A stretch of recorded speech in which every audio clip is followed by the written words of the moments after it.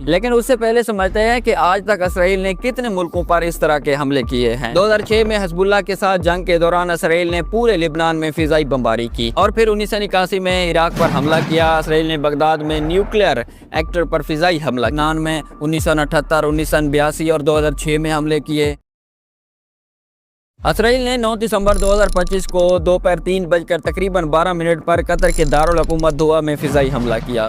اس حملے کا نشانہ حماس کی سیاسی قیادت، خاص طور پر وہ رہنما جو دوحہ میں ایک میٹنگ میں شریک تھے، تاکہ امریکہ ان کے زیر اہتمام غزہ میں جنگ بندی کے معاہدے پر غور کرے۔ ان میں حماس کے اعلیٰ مذاکرات کار خلیل الحیہ بھی شامل تھے، اگرچہ باقی رہنما محفوظ رہے۔ حملے میں ان کے بیٹے حمام الحیہ گارڈ اور حماس کے دفتر کے سربراہ سمیت 5 ارکان ہلاک ہوئے، نیز ایک قطری سیکیورٹی آفیسر بھی مارا گیا۔ لیکن اسرائیل نے خود حملے کی ذمہ داری قبول کر لی اور بتایا کہ یہ آپریشن حماس کے ریاسی دہشت گردی سے نمٹنے کے طور پر کیا گیا۔ This action can open the door to an end of the war in Gaza. جنہوں نے 7 اکتوبر 2023 کو اسرائیل پر حملے کے لیے اور بعد میں شہریوں اور سیکیورٹی فورسز کو نشانہ بنایا تھا۔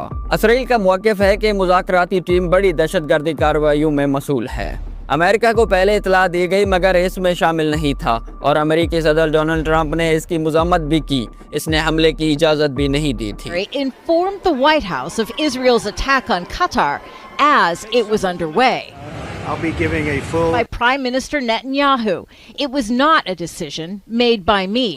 قطر نے اس حملے کو قطری خود مختاری اور بین الاقوامی قوانین کی کھلی خلاف ورزی قرار دے دیا۔ شدید تنقید بھی کیا اسرائیل کے اوپر۔ یہ ایک اہم اور نازک سوال ہے۔ اسرائیل نے ماضی میں کئی بار بین الاقوامی قوانین اور اقوام متحدہ کے چارٹر کی خلاف ورزی کے الزامات لگے ہوئے ہیں، خاص طور پر جب اس نے دوسرے ممالک کی سرزمین پر یک طرفہ فوجی کارروائیاں کی۔ لیکن اس سے پہلے سمجھتے ہیں کہ آج تک اسرائیل نے کتنے ملکوں پر اس طرح کے حملے کیے ہیں اور کون سے قانون اور رول توڑے ہیں۔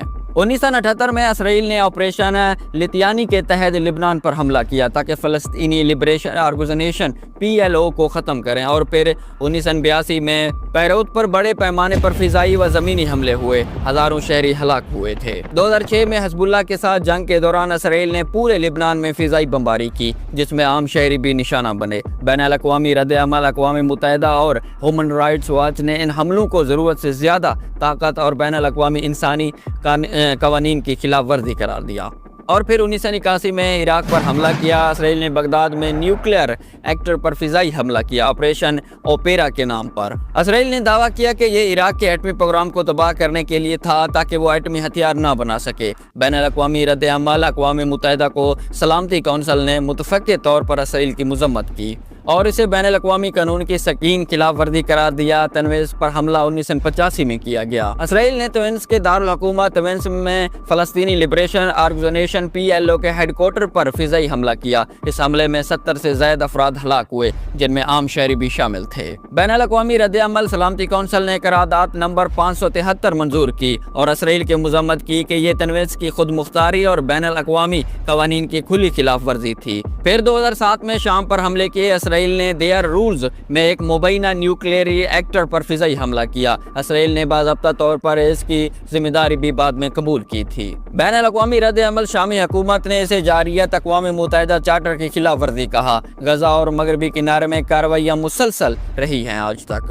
اسرائیل پر اکثر الزام لگتا ہے کہ وہ غزہ اور مغربی کنارے میں بین الاقوامی انسانی قانون کی خلاف ورزی کرتا ہے۔ مثال کے طور پر غزہ کی ناکہ بندی 2007 سے جاری ہے، جسے اقوام متحدہ کے کئی ماہرین نے اجتماعی سزا قرار دیا۔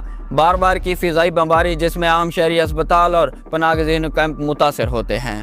اسرائیل نے کئی بار ماضی میں ایسے حملے کیے ہیں کئی ملکوں پر جن سے ایک وقت براہ راست جنگ نہیں چل رہی تھی، جس طرح عراق پر 1981 میں حملہ کیا، تنویز پر 1985 میں حملہ کیا، شام پر 2007 میں حملہ کیا، لبنان میں 1978، 1982 اور 2006 میں حملے کیے۔ یہ تمام حملے عالمی سطح پر شدید تنقید کا نشانہ بنے اور زیادہ تر صورتوں میں اقوام متحدہ نے انہیں بین الاقوامی قوانین کی خلاف ورزی قرار دیا۔